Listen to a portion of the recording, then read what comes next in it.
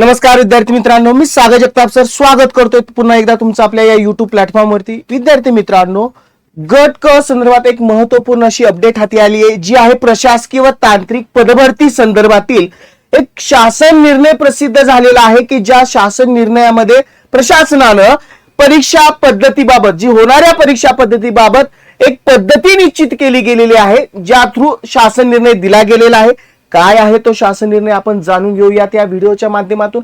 तत्पूर्वी चॅनलला नवीन असाल तर चॅनल सबस्क्राइब करायचं आहे, व्हिडिओ शेअर करायचा आहे आणि याबाबत तुम्हाला काय वाटतंय कमेंट बॉक्स थ्रू जरूर कळवायचे। बघूयात काय प्रसिद्ध केला शासन निर्णय, त्यातले एक एक मुद्दे आपण समजून घेऊयात। बघा, महाराष्ट्र लोकसेवा आयोग 1 ऑगस्ट म्हणजे आजच्याच दिवशी प्रसिद्धी पत्रक हे जारी केलेलं आहे।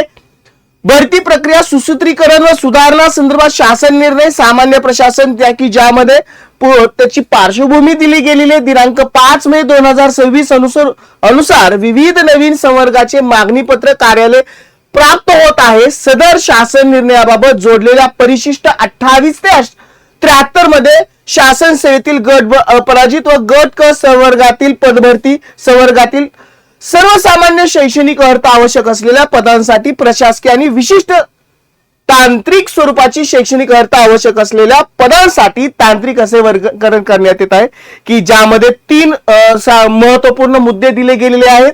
परीक्षा योजनेबाबत समाविष्ट सर्व प्रशासकीय व तांत्रिक संवर्गाकरता एकच, बघा काय म्हटलंय, एकच संयुक्त पूर्व परीक्षा घेण्यात येईल। अत्यंत महत्त्वपूर्ण निर्णय। 2, सर्वसामान्य शैक्षणिक अर्हता आवश्यक असलेल्या प्रशासकीय संवर्गासाठी एकच मुख्य परीक्षा घेण्यात येईल, हा सुद्धा महत्त्वाचा मुद्दा आहे।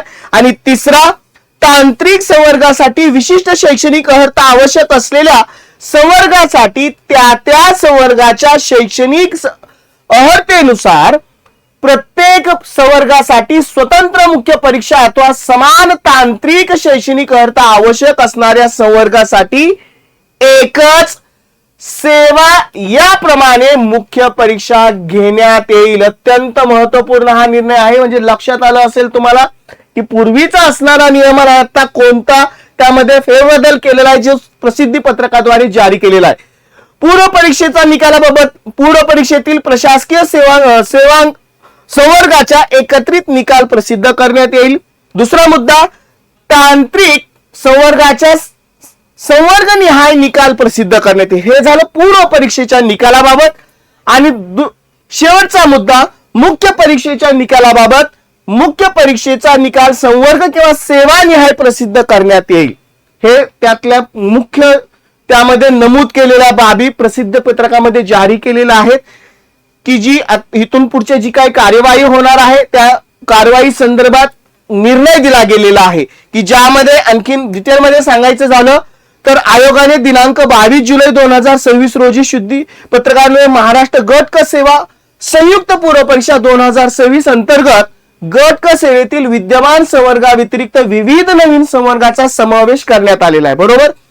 त्यानुसार सर्व सामान्य शैक्षणिक अर्हता उदाहरणार्थ मान्यता प्राप्त विद्यापीठ पदवी, अभियांत्रिकी पदवी, विज्ञान शाखेची पदवी, पदवीसह टंकलेखन अर्हता इत्यादी आवश्यक असलेल्या संवर्गाकरता एकच संयुक्त परीक्षा व एकच संयुक्त मुख्य परीक्षा घेण्यात येईल।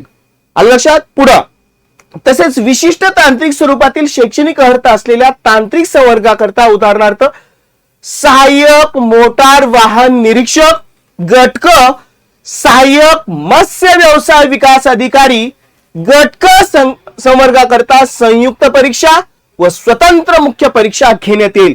म्हणजे ही परीक्षा आता आपल्याला माहिती आहे, नुकतेच ती भरती प्रक्रिया सुरू आहे। आपण अर्ज प्रक्रिये संदर्भात विविध व्हिडिओच्या द्वारे किंवा रीलच्या द्वारे माहिती दिली।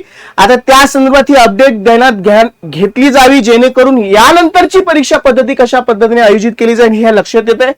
नव्याने समाविष्ट केलेल्या तांत्रिक संवर्गाची शैक्षणिक अर्हता विचारात घेऊन मुख्य परीक्षेचा अभ्यासक्रम संकेतस्थळावरती प्रसिद्ध करण्यात येईल।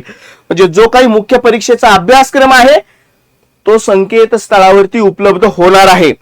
बाकी बरीचशी माहिती आपल्याला त्या संदर्भात दिली गेलेली आहे की जी तुम्ही रीड करू शकता, ज्यामध्ये बऱ्याचशा गोष्टी निष्पन्न केल्या गेलेल्या आहेत। आणि अगदी शेवटच्या मुद्द्यामध्ये सद्यस्थितीत महाराष्ट्र गट सेवा संयुक्त पूर्व परीक्षा 2026 मध्ये समाविष्ट संवर्गाकरता पूर्व व मुख्य परीक्षा खालील प्रमाणे आयोजित करण्यात येईल.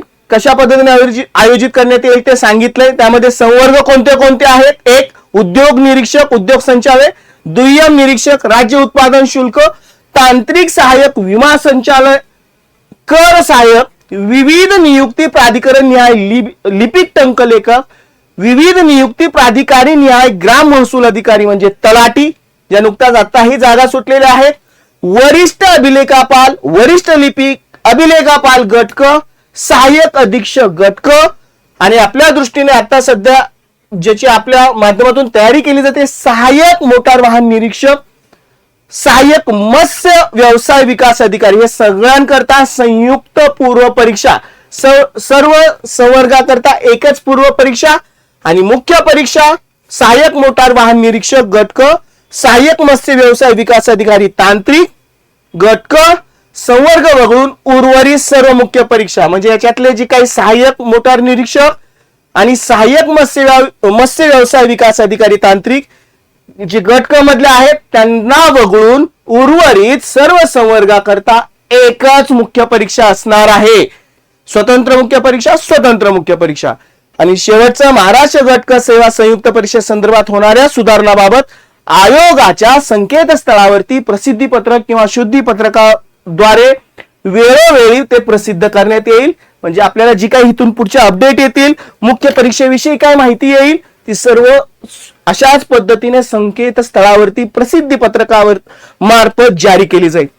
अत्यंत महत्वाची माहिती आहे. तुम्हाला याबाबत काय वाटतं कमेंट बॉक्स थ्रू जरूर कळवायचंय. माहिती शेअर करायला विसरू नका. आवडली असेल लाईक करा. चॅनलला नवीन असाल तर सबस्क्राईब जरूर करा. चला विद्यार्थी मित्रांनो, या महत्वपूर्ण माहितीसह मी सागर जगताप सर इथं थांबतोय. पुन्हा भेटू अशाच स्वरूपाच्या अपडेटसह. Good bye and take care.